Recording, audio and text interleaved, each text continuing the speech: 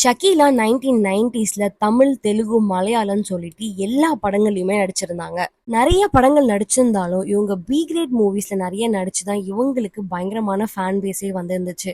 ஷக்கீலாவா அப்படின்னு வாய பொளக்குற டயலாக்ஸ் கூட நெறைய படத்துல இருக்கும். 2000ஸ்க்கு அப்புறம் அவங்களுக்கு நெறைய பட வாய்ப்புகள்லாம் கிடைக்கவே இல்ல. அவங்களோட டைம் முடிஞ்சிடுச்சு. ரொம்ப வருஷம் அவங்க பிரேக் எடுத்துட்டு இருந்தாங்க.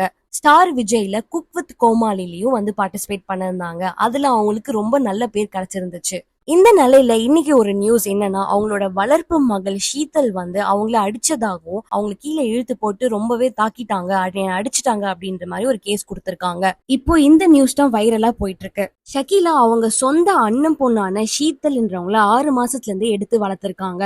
இவங்க 2 பேருமே கோடம்பாக்கம்ல இருக்க வீட்ல தான் இருந்திருக்காங்க. இன்னைக்கு காலையில அவங்களுக்குள்ள ஏதோ வாக்குவாதம் நடந்து ஒரு சண்டை நடந்திருக்கு. ஷக்கீலா கூட சண்டை போட்டுட்டு ஷீதல் வீட்டை விட்டு வெளியே போயிட்டாங்களாம். இதுக்கு ஷக்கீலா வந்து அவங்களோட லேடி அட்வொகேட்டுக்கு ஃபோன் பண்ணி இந்த மாதிரி சொல்லியிருக்காங்க. அவங்க அட்வொகேட்டும் ஷீதலுக்கு ஃபோன் பண்ணி அட்வைஸ் பண்ணிருக்காங்க. சமாதானமா போயிடலாம் அப்படின்ற மாதிரியான கான்வர்சேஷன்ஸ் நடந்திருக்கு. இதை தொடர்ந்து ஷக்கீலாவும் அவங்களோட லேடி அட்வொகேட்டும் 2 பேருமே வந்து ஷீதலோட வீட்டுக்கு போயிருக்காங்க.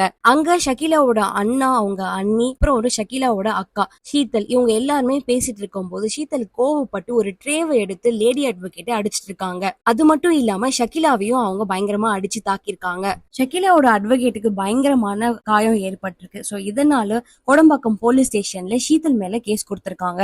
அவங்க குடும்பத்துக்குள்ள என்ன பிரச்சனைன்னு தெரியல, அவங்களுக்குள்ள என்ன சண்டை அப்படின்னு தெரியல. ஆனா போலீஸ் ஸ்டேஷன் வரைக்கும் போய் ஷக்கீலா அவங்க குடும்பத்துக்கு மேல கேஸ் கொடுத்திருக்காங்க. இதை பத்தி உங்க கருத்துக்களை காமெண்ட்ஸ்ல சொல்லுங்க. இந்த மாதிரி சினி நியூஸ்ல தெரிஞ்சுக்கிறதுக்கு ரீல் பஸ் சேனலை சப்ஸ்கிரைப் பண்ணுங்க.